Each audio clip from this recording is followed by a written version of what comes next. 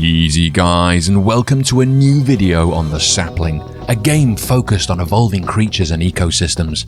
There were two main ways to play: scenarios where we were tasked with creating organisms and ecosystems that meet specific requirements, or sandbox mode, my focus of today's video, where we create a plethora of creatures and abominations, then turn on random mutations and leave them in an ecosystem together to see what happens. But before I began, I needed an arena habitat for my creatures to compete in. We could change many parameters, from wind strength to the height of the ocean. For our planet, I chose a warmer than usual area around the equator, creating an interesting challenge for our creatures to overcome. Our world was born, but it was barren and empty. Like all tales of evolution, we would begin our journey in the tide pool with our first life forms, algae. These were simple plants that would extract energy from the sun and provide food for other life forms. But our oceans had other ideas. With strong currents, sand softness, and different depths of water, not all alga would be able to survive in each location. Tall alga could resist the stronger currents, but they couldn't survive in the shallow water. Shorter alga could. Adding thicker leaves allowed us to get more energy from the sun, giving us surplus energy to create more offspring. The more offspring you can create, the greater your species' chances of survival. I placed our first alga, which the sapling's random name generator called Olea. I watched the simulation with interest. Over 42 years, its species spread across the shallows.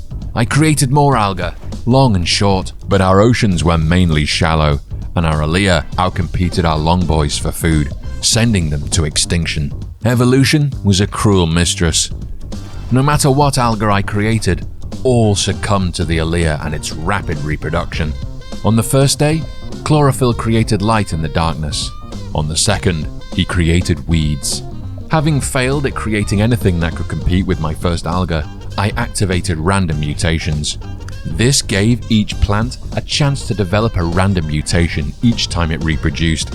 If the right mutation was selected in the right place at the right time, it might outcompete its ancestor. After temporarily speeding up the simulation, new shapes and colors began to emerge. After over 1,000 years, we now had 45 separate species of alga, and Olea was no longer the dominant species. Long live the Lilapi? Our oceans had flourished, but with random mutations activated, I could sit back and observe until eventually our first land-based plants emerged from the oceans. Vagia. Our vag had a difficult road ahead. The hot climate around the equator limited its ability to spread. To do this, it would need to evolve more heat-resistant leaves and flowers. Not only that, it only had a single leaf and 2 fruit, giving it limited surplus energy and seeds to multiply. Its most common cause of death was failing to reproduce at all. On the other hand, it had little competition on the land. There was hope.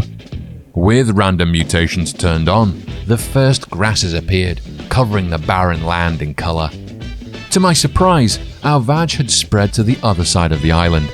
Perhaps its seeds had spread in the wind, or this was our first example of convergent evolution. As our planet flourished, a new species emerged with multiple leaves which could also withstand warmer temperatures. The living conditions here on the shoreline were competitive, but if it could spread to the warmer, less populated regions, it could thrive. Eventually, it spread to the mountains in the east. A new age of mutations began. An abundance of flowers and ferns emerged. With vegetation thriving across the land, we now had food for our first creatures. I headed to the oceans to create the most pitiful creature I could. The only requirements being something to help our creature to move in the water and a mouth to consume food and breathe in its aquatic habitat. As I wasn't a cruel creator, I gave it a single eye on the top of its head in which to look for food, and some ears near its butt. Our pitiful lump had limited temperature resistance, attack, or defense.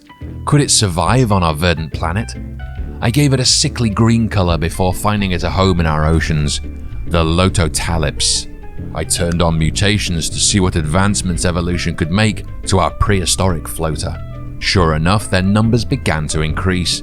Meanwhile, elsewhere on the planet, An arid, high-temperature band continued through the center of the landmass. Grasses struggled here, forming our first deserts. And in the oceans, Aralia, the first alga we created, had made a comeback and become dominant once more. As the simulation was left running, we began to see our first adaptations of lotulips thrive. They had evolved fins that could shuffle them onto land and mouths that could breathe air. These various successful descendants, such as Totalis, had made our original lotulips extinct as it was no longer able to collect enough food to survive. On the land, Totalis reigned. Evolution had granted our creature a random collection of instincts, such as, if you feel warm, attack, which had done surprisingly well for its kind, like some kind of prehistoric enrage timer. Our creature would cry if it heard a low sound and moved away when it heard one.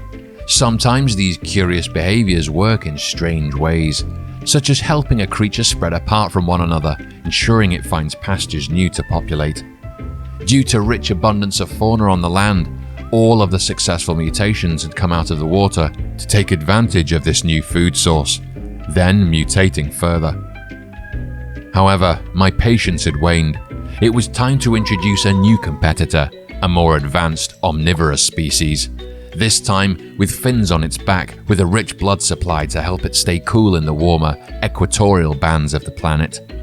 With more advanced compound eyes with 360-degree vision and more sensitive ears. Its scaly skin affording it high defense and heat resistance. It seemed the perfect creature to dominate our landscape.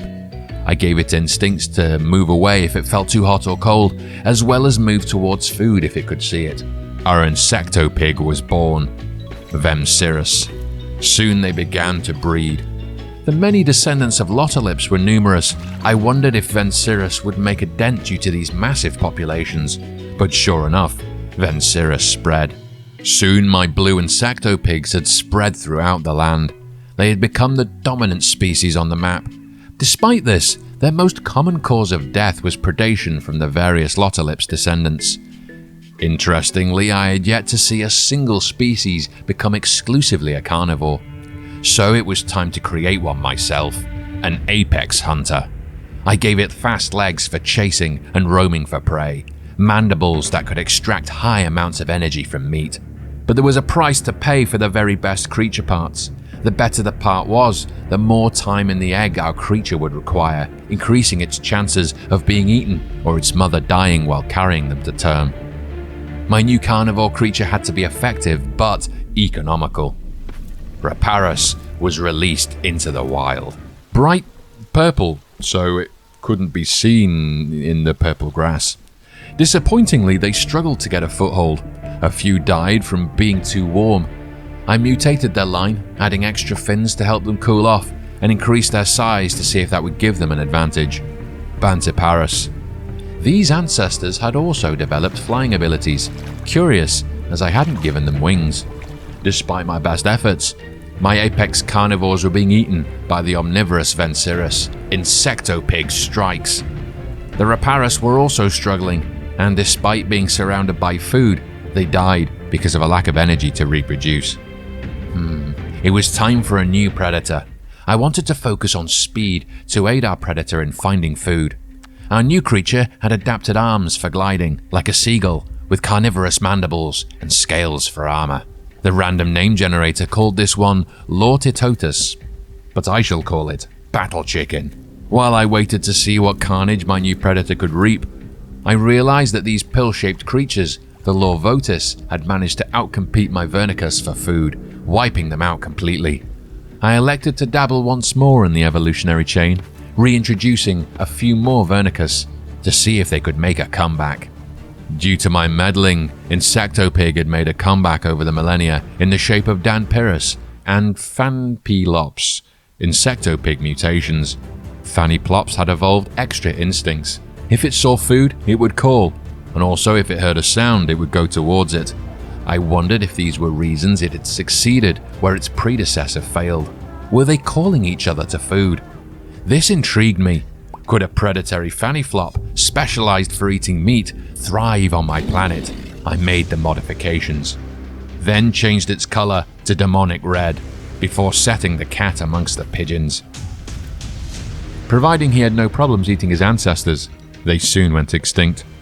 No matter how many dedicated predators I sprinkled about the land, I could never get them to thrive. If you wanted to live on this world, you had to eat vegetables. I had inadvertently created the genocidal herbivores' homeworld. Even one of my flying battle chicken descendants was eaten by a Phaniplops, making them the worst apex predator ever made. In my final efforts to create a carnivore who couldn't be eaten by pigs, I made a final, massive carnivore, the Verdon. Even with their massive health and high attack, they were being eaten 100% of the time by smaller predators. Return of the battle chickens. After the millennia passed, only two creatures reigned supreme. The Vetistus ruled the sea, and the Paracus ruled the land with their silly Smurf hats. Both direct descendants of the worst, most pitiful creature, the Lotolyps. Staring back at me rebelliously with their single black eye I had given them in pity, the Phaniplops had done well, but it had to be reintroduced to do so. Despite my best efforts to create sophisticated omnivores with keen eyes and devastating power, or towering carnivores built for sheer dominance, it was the humblest, most unremarkable creature that rose to supremacy. In the end, it wasn't beauty, strength, or wealth that defined success. It was persistence, adaptability, and the quiet patience to endure the endless march of 20,000 years. Life, it seems, rewards not the flashiest, but the most steadfast, reminding us that greatness often emerges from the unlikeliest of places.